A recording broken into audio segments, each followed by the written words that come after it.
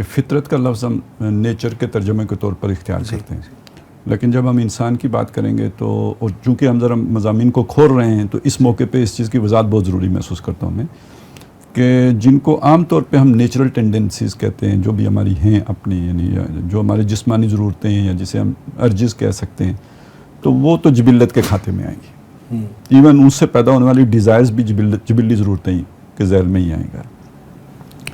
فطرت کا لفظ جو ہماری نیکی کی خواہشات ہیں ان کے لیے استعمال ہوگا، اور سرشت ان دونوں کے مجموعے کو کہیں گے۔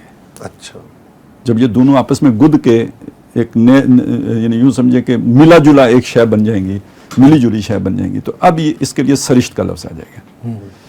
اچھا، اب آ جائیں اس جو آپ نے بات کہی ہے کہ یہ جو نیچر اور جو کلچرنگ، یہ نیچر ویسے نرچرنگ، اس کا جو آپس میں جو تعلق ہے، تو اس کو اگر ہم اپنی اسلامی تعلیمات کی روشنی میں دیکھیں تو یہ اسی طرح دونوں ایکسٹریم کی آراء آپ کو مل جائیں گی۔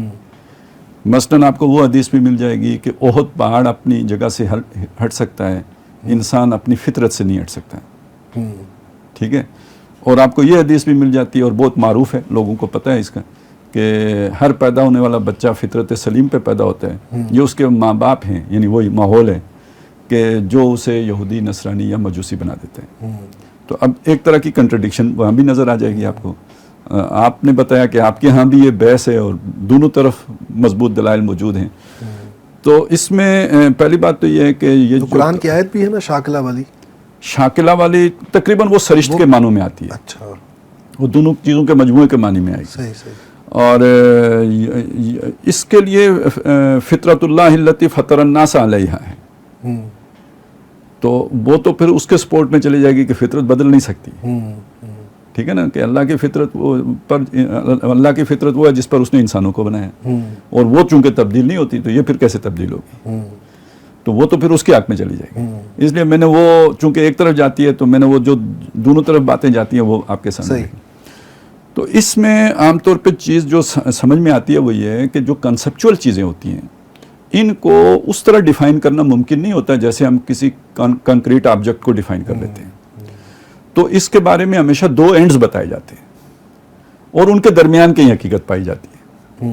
یعنی آپ جتنے بھی سوشل سائنسز کے مضامین دیکھیں گے نا تو ان میں جو بھی کانسیپٹس آتے ہیں تو وہ ان پر کوئی ایک ڈیفینیشن نہیں ہوتی جس پہ لوگ متفق ہوں، مفکرین ہوں، وہ کئی ہوتی ہیں، اور آپ کو وہ ساری یاد رکھنی پڑتی ہے کیونکہ انہی کے اندر وہ اصل تصور ہوتا ہے، ان سب کے مجموعے میں وہ تصور پایا جاتا ہے۔ اب یہاں پہ کیا ہے، یہاں پہ وہی فطرت کا لفظ جو ہے وہ دو معنی میں استعمال ہوتا ہے، چونکہ جبلت کے معنی میں بھی استعمال ہوتا ہے اور اس فطرت کے معنی میں بھی استعمال ہوتا ہے۔ تو جب یہ کہا گیا کہ بھئی اس کی فطرت میں کوئی تبدیلی نہیں ہو سکتی، تو وہ فطرت ہے کہ جو وہ اللہ تعالیٰ کی فطرت سے ملتی ہے، وہ نیکی والی فطرت جو ہے وہ تو اپنی اصل پہ قائم رہے گی، وہ تو اس کو یعنی وہ جو بھی شے مل گئی۔ اسی طرح جو جبلت ہے، جو اس کا ایک پوٹینشیل ہے یا جو طاقت اس کے اندر رکھی گئی ہے، وہ تو تبدیل نہیں ہو سکتی، وہ تو وہی رہے گی جو اس کے اندر ہے۔ لیکن اب اس کو اس کا رخ موڑنا یا اسے ڈائیورٹ کرنا یا اسے ایک حد تک جو ہے نا وہ لمٹ کر دینا یا اس کو گرو کرنا، یہ تو معاشرے کے اثرات کے نتیجے میں ہوگا، یہ تو فرق پڑے گا اس سے۔ تو وہ جو یعنی اس فطرت، بنیادی فطرت کیا ہے، محبت کرنا، ٹھیک ہے، وہ محبت کا جو صحیح رخ ہے وہ کیا ہے جی، وہ اللہ کی میں ایک مثال آپ کے سامنے رکھ رہا ہوں کہ انسان کے اندر محبت کرنے کا مادہ ہے، تو یہ اس کی فطرت ہے اور یہ ایک پازیٹیو مادہ ہے۔ اچھا، اس کا رخ کیا ہے، اپنے محسن کو پہچاننا، یہ عقل پہچانے گی اور اس سے محبت کرنا، یہ صحیح رخ پہ ہوا۔ لیکن اگر اسے آپ ڈائیورٹ کر دیں گے، وہ اس محبوب کی جگہ پہ کسی اور کو لا کے بیٹھا دیں گے، یہ محبت اسی کی طرف ظاہر ہو جائے گی۔ تو یہ کام ماحول کر سکتا ہے، یہ کام جو ہے نرچرنگ سے ہو جاتا ہے، یہ والدین کے رویوں سے ہو جاتا ہے، یہ ماحول کے اثرات سے ہو جاتے ہیں، لیکن بنیاد کو نہیں تبدیل کیا جا سکتا۔ ایک مادہ آپ کے اندر ہے ہی نہیں، وہ پیدا نہیں کیا جا سکتا، اس کا کوئی بیج ہی نہیں ہے تو اس کو گرو نہیں کیا جا سکتا۔ تو یعنی یہ دونوں چیزیں سامنے رکھنی چاہیے۔ یعنی ماحول کا جو آپ جو بات کر رہے ہیں اس سے میں یہ نتیجہ نکالوں کہ ماحول جو ہے وہ اس کا کام جو ہے وہ شیپ کرتا ہے، چینلائز کرتا ہے اسی جو انسان کی استعداد رکھی گئی ہے اس کے اندر۔ بالکل، اس سے زیادہ وہ کوئی تخلیق نہیں کر سکتا، اچھا یہ جو چیز ہے نا یہ والی یہ ایک اور حدیث میں آیا ہے کہ انسان کی مثال معدنیات کی مانند ہے. ٹھیک ہے نا. تو الناس کالمعاد. اب اس کا مطلب کیا ہوا کہ دیکھیں آپ نے لوہا نکالا ہے, آپ اسے صاف شفاف کریں گے تو لوہا بن جائے گا, وہ کبھی تانبا نہیں بن سکتا. تو اسی طرح آپ کے نے کان سے سونا نکالا ہے, اسے صاف کریں گے سونا بنے گا. تانبا کبھی سونا نہیں بن سکتا.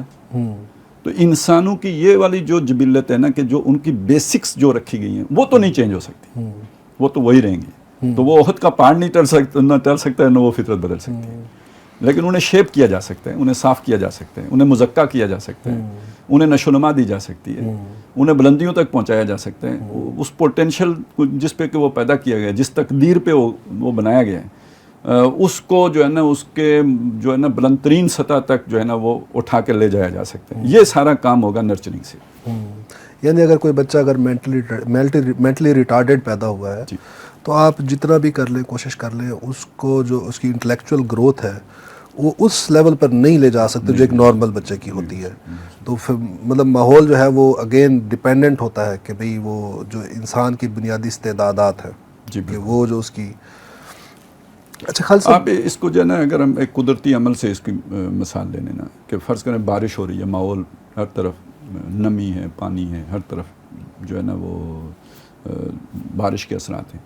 تو جو زمین ہوگی تو وہ تو پانی کو اپنے اندر جذب کر رہی ہوگی, لیکن جو سنگلاخ چٹان ہوگی اس پہ تو پانی اندر نہیں جا رہا ہوگا نا, وہ تو اس کے اوپر سے پھسل رہا ہوگا. تو بس اسی طرح ہوتا ہے کہ آپ کی جو بھی آپ کے اندر ماحول کو کا ریسیپینٹ کوئی اندر ہونا چاہیے. یعنی جو بھی آپ کا ماحول ہے اس کے اندر جو رجحانات ہیں یا جو بھی اس کے اثرات آپ پر پڑ رہے ہیں, اگر آپ کے اندر اس کا کوئی وصول کرنے والا کوئی مادہ ہوگا, اٹریکٹ ہوگا اس کی طرف, کوئی تھوڑی بہت اس کی طرف کوئی رجحان پائے گا اپنے اندر, تو پھر تو اس کو اپنے اندر جذب کرے گا. اگر اس کے لیے آپ کے اندر کوئی اٹریکشن سرے سے نہیں ہے تو پھر اس ماحول کا آپ کے اوپر کوئی اثر نہیں پڑے گا. مطلب جیسے روشنی ہے باہر تو آنکھوں میں دیکھنے کی صلاحیت بھی تو ہونی چاہیے. ہاں جی, وہ نہیں ہے تو روشنی کیا کرے گی؟ تب آپ روشنی کو محسوس بھی کریں گے, روشنی آپ کو فائدہ بھی دے گی, آپ اس سے اٹریکٹ بھی ہوں گے. لیکن اگر آپ کی آنکھوں میں بینائی نہیں ہے تو اس سے کوئی فرق نہیں پڑتا کہ روشنی ہے یا نہیں. مطلب جنسی جذبہ ہے ہوگا اندر تو باہر خارج میں جو آپ کا اپوزٹ سیکس ہے وہ آپ کو اٹریکٹ کرے گا نا. جب وہ ہے ہی نہیں آپ کے اندر جذبہ تو پھر اپوزٹ سیکس کیا اٹریکٹ کرے گا آپ کو, یا باقی جو بھی جتنی بھی چیزیں ہیں ٹیمپٹیشنز ہوتی ہیں ہمیں زندگی میں.